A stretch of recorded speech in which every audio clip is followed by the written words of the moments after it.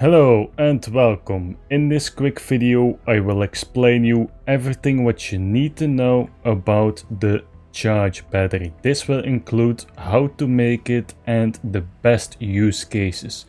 In case you are unfamiliar, the charge battery is extremely useful for both PvE and PvP, and I will explain this in just a moment. But first, to be able to craft the charge battery, if you take a look on ASA, you need to be level 45. I believe on the old Ark you need to be like level 75. And one of the more noticeable resources that you need is concealed gas ball. And I will quickly show you where to get this. So to get these concealed gas balls, you need to place a gas collector on top of a gas vein. And over time this will create gas balls. I will have all the locations for these on the map right now. Alright, now that you collected all the resources, you can simply craft the charge battery inside the smithy. You can also do this in the replicator, if you want to make like a bunch of them, right? And now I will show you how you can easily charge these. Okay, so now for the first option and the most beginner friendly one to charge your batteries. As you can see, we have an empty one right here. If you find one of these glow bugs, what you can do is press E.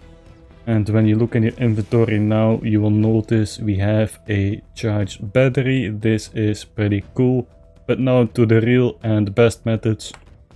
But first, let's say that you're playing single player or unofficials and you just want to spawn them in. Type in this code.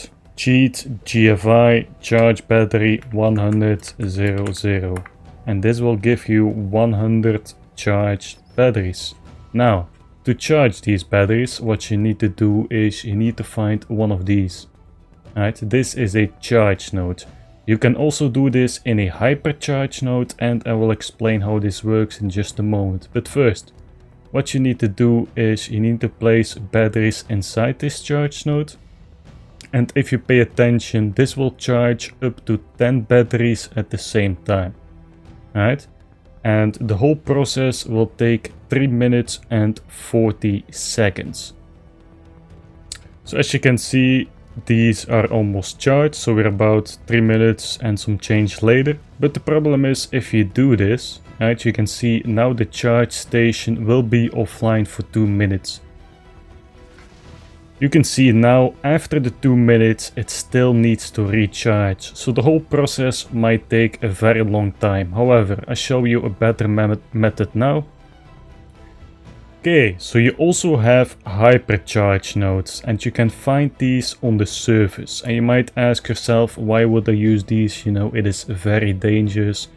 On ASA, when it's 10% day and 90% night, you can even be on the surface without the Reaper spawning. And I will have something on the screen right now. So from 5:30 all the way to like 10 o'clock, there will be no Reaper spawning, right? So with that out of the way, if you use a hypercharge node, it is basically the same thing. It will charge 10 batteries at the same time. However, these will charge much faster. So instead of having to wait 3 minutes and 40 seconds, you only have to wait 50 seconds for these batteries to fully charge. And not only that, but this charge node will also recharge much faster than the other ones.